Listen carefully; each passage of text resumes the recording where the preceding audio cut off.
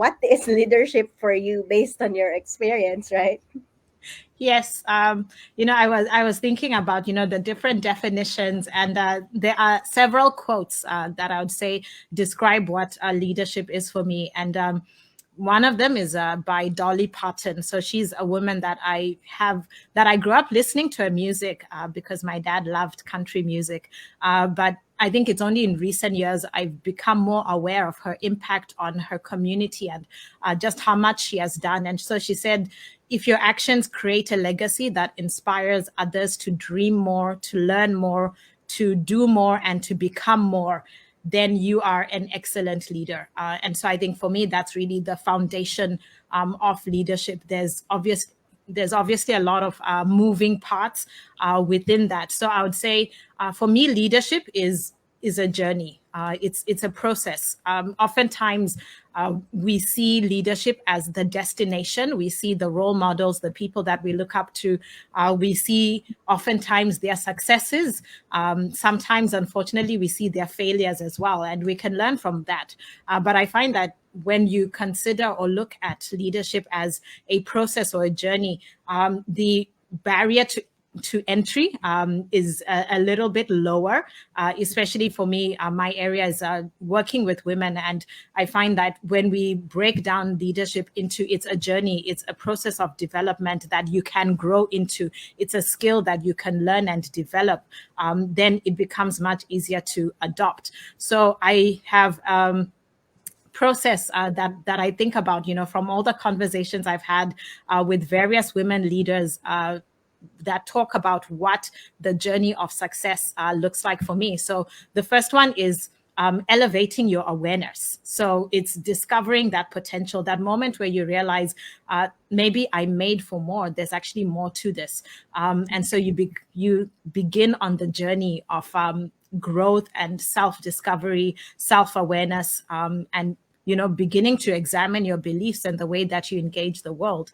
The second is becoming more engaged. So step 2 is engagement in life.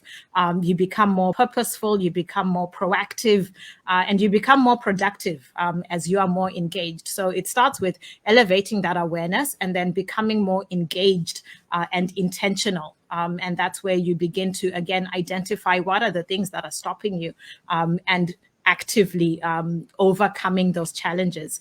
The next one is enhancing your skills. So it's like, okay, I'm engaged, but then at some point you realize, okay, there are areas where I could do better, I can be better. There are some areas, maybe blind spots that you had, before you start, right? Theory and practice, sometimes in that gap, that's where you realize, okay, I need to enhance my skills in particular areas and the different disciplines that you're engaging in.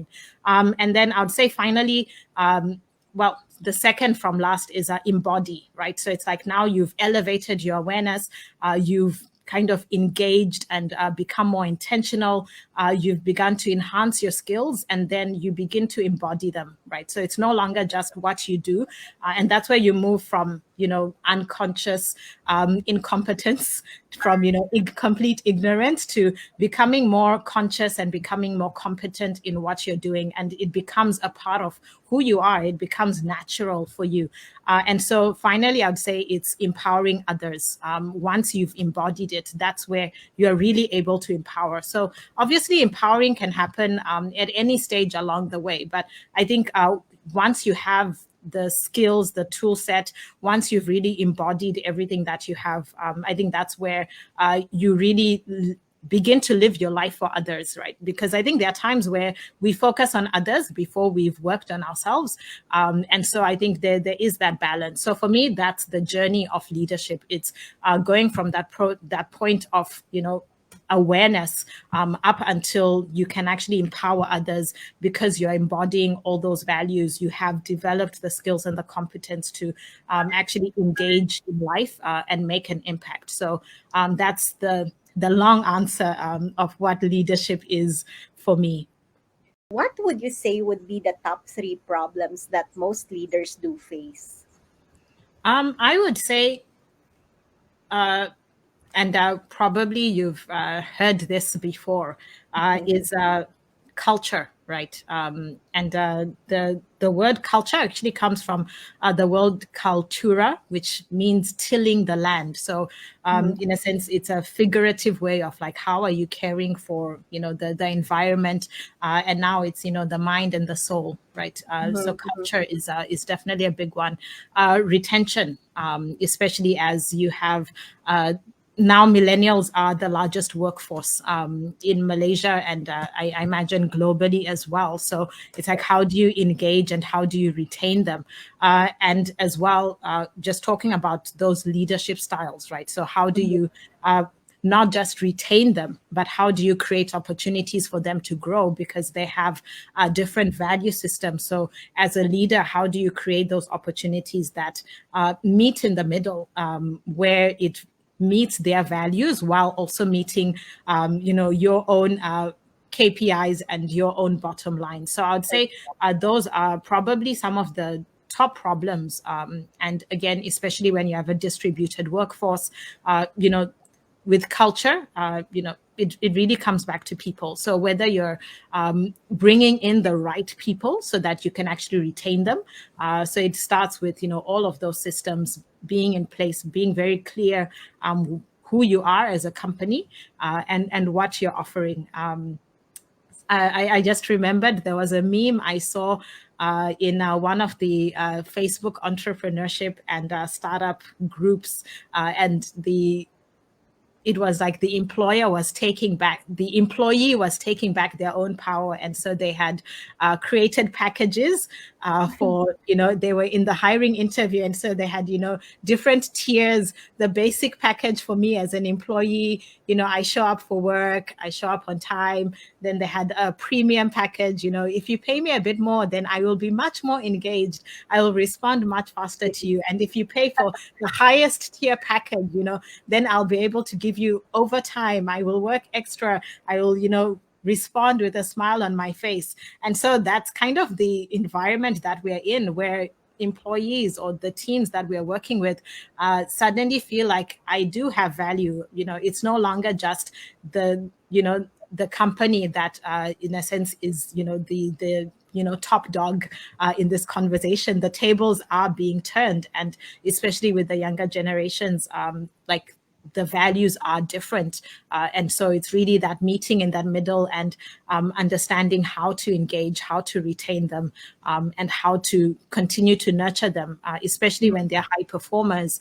You want to be able to keep them on your team. So really managing those opportunities, giving them that responsibility, despite sometimes their young age or inexperience. Yeah. So did just making sure before I flash uh the summary. Culture is number one. Number two is retention, and I'm missing number three, which is Number three was engagement and opportunities. So okay. how you cultivate your team with those opportunities for growth. What would you say would be the important leadership capabilities or skills that a leader must have in this next normal to continue to lead effectively? So I was thinking, so with regards to this, I would look at it slightly differently. So Mhm. while we have the capabilities and the skills, I think there's also the environment in which you are utilizing, right, these capabilities and skills. So I would say part of that is being able to negotiate uncertainty, because previously we've had, like, oh, what's your 5-year plan, what's your 10-year plan? But now it's like, okay, what will you be doing in 5 years? It's we've never had control over that, but now we are much more aware that we don't have control. So I would say, I think that ability to navigate uncertainty and with confidence, right? Because at the same time, you don't want to completely lose the rails. We don't know what we're doing, but having confidence and navigating that uncertainty. When it comes to culture as well, I think an important consideration within organizations, and just different environments, right, is the understanding the roles and the opportunities for women leaders who are rising, shattering the glass ceiling, so to speak. And so I think part of that is as one of the things that is contributing to the gender pay gap narrowing is actually education. And over the last few years, more and more women have actually been going into schools, graduating. And so when we look at those numbers, we are actually coming to that point where the gender pay gap is narrowing. Women are negotiating more. Like there's fruit, right, from all the conversations that have happened over the years, over the people that came before us. And so, again, when it comes to culture, it's are we creating those opportunities for women leaders to rise? Are our organization environments actually helpful, or are they stifling that? And so I know sometimes in Asian cultures as well, we need to take that into account. How are we doing that, right? Without just appropriating a completely Western mindset, but creating opportunities to speak up, to be heard, and actually taking some of their concerns seriously. I think that's one of the challenges that organizations need to face, especially when we're talking about culture, we're talking about retention, because I think even the men are much more aware of some of these disparities, and creating a toxic work environment for women will actually drive away a lot of the younger men as well, because they are aware of these issues. We call them the connected generation, right? This digital generation. So it's no longer just about what's happening in your company. They know what's happening everywhere, and they're bringing those expectations and those standards with them. So I think it's really just being very conscious of women leaders, the environment that you're creating, because it affects everyone within that organization. So obviously leadership styles need to change. One of the interesting things as I talk kind of from the technology and the digital side of things is Web3, which is coming up in terms of like blockchain decentralization, is a very collaborative space. And I think as leaders, especially as the world is heading in that way, where nearly every company now is a technology company, right? So even the leadership styles that need to happen, you don't need to know all the answers, but you do need to know where to look, and you need to know that you don't have the answers, so that you can actually tap into the team, find the right resources, which are much more easily accessible now that the world is global and local at the same time. So I think preparing for that collaborative leadership style will be one of the ways that, again, you can begin to shift culture, increase that retention and that engagement and opportunities, because the people that you're working with have a lot to bring to the table. And I think the more we give those opportunities for them to actually share their experiences, to continue to grow, that's really where the value is as a leader. So I would say those are some of the skills and capabilities in the environment that we're going into that will be very helpful to continue to lead effectively.